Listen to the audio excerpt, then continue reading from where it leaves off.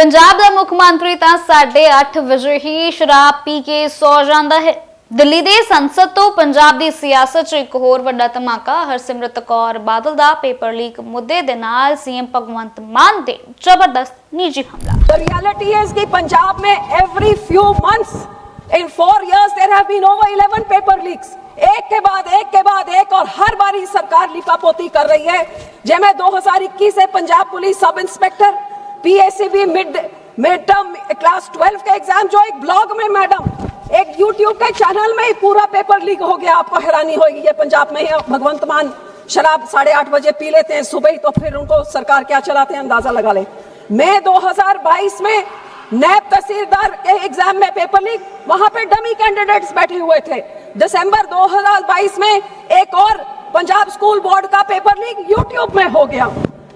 2023 में क्लास 12 का 12वीं का एग्जाम पंजाब बोर्ड का, वो एग्जाम से आधे घंटे पहले पेपर लीक हो गया और 3 लाख स्टूडेंट्स अफेक्ट हुए और कई स्टूडेंट्स के तो उनके मोबाइल पे सारा पेपर पड़ा हुआ था। उसके बाद टेट टीचर्स, जिसका ये मैंने आपको दिखाया कि उन्होंने दिखाया वो TET टीचर्स का जो उन्होंने ट्वीट किया था, मैडम वो क्वेश्चन पेपर में ही आंसर छप के आ गया। ये सरकार क्वेश्चन पेपर कौन छापता है? बच्चे तो छापते नहीं है, और क्वेश्चन पेपर इस आंसर के साथ छप के आ गया और पूरा एग्जाम कैंसिल। जब वो 1 लाख स्टूडेंट्स के ऊपर क्या बीती, और जब उन्होंने प्रदर्शन किया तो डांगे से उनको लाठियों से मार के बुरा हाल। मैडम 2024 चढ़ा तो एग्रीकल्चर डेवलपमेंट ऑफिसर, ऐसा पेपर लीक हुआ कि छात्रों ने 1 हफ्ता पहले लिख के सीएम को भेज दिया ईमेल कि आपके सीएमओ में ही एक अफसर ने 22 लाख रुपए लेके हमारा ये पेपर लीक किया है। कोई एक्शन आज तक नहीं। PSLB ग्रुप बी के टीचर तहसीलदार, उनके अफसर्स हुए दिसंबर 2024 में उनका पेपर लीक, और सबसे ज्यादा वो सीएम की अपनी कॉन्स्टिट्यूंसी में। और मैडम जब 26 चढ़ा, बाकी साल मैं छोड़ दो, मैं सिर्फ इस साल के तो 2-4 बता दूं, सारी मुझे लगता है सारा हाउस ही हैरान रह जाएगा। सबसे पहले ये आया तो ये मई का महीना चढ़ा, तो इस महीने में एक्साइज टैक्सेशन ऑफिसर, मैडम ये एक्साइज टैक्सेशन ऑफिसर में आपको हैरानी होगी कि जब एग्जाम हुआ और लिस्ट निकल के आई तो लिस्ट में अंडर द नेम लिखा हुआ है state bank of India, name लिखा हुआ है स्माइली, नेम लिखा हुआ है GPS, ऐसे नामों के साथ लिस्ट निकली है जो लोगों को नौकरी मिली है। और ऐसे स्टूडेंट्स हैं जिनके पास 2-2 रोल नंबर्स हैं, 2-2 सेंटर्स में उन्होंने एग्जाम दिया और दोनों में पास हो गए हैं। और ऐसे के आप सोचिए जब एग्जाम हो रहे हैं तो क्या हो रहा है। ये मई में हुआ तो मैडम उसके बाद मई के बाद एक दूसरा एग्जाम हुआ, तो ये हुआ Punjab state rural livelihood mission. आपको हैरानी होगी कि 100 मार्क्स का पेपर था, 70 रिटर्न था और 30 नंबर देने थे इंटरव्यू एक्सपीरियंस क्वालिफिकेशन।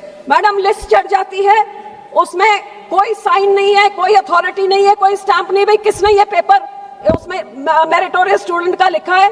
और इतना जबरदस्त घोटाला उसमें हुआ कि हाई कोर्ट ने बोला, गिवन ऑर्डर्स, हमारे अदालत ने स्ट्रिक्चर्स पास किए, all proceedings will be strictly held in the chamber of the जज। हाई कोर्ट को भरोसा नहीं, दे taken position of all record.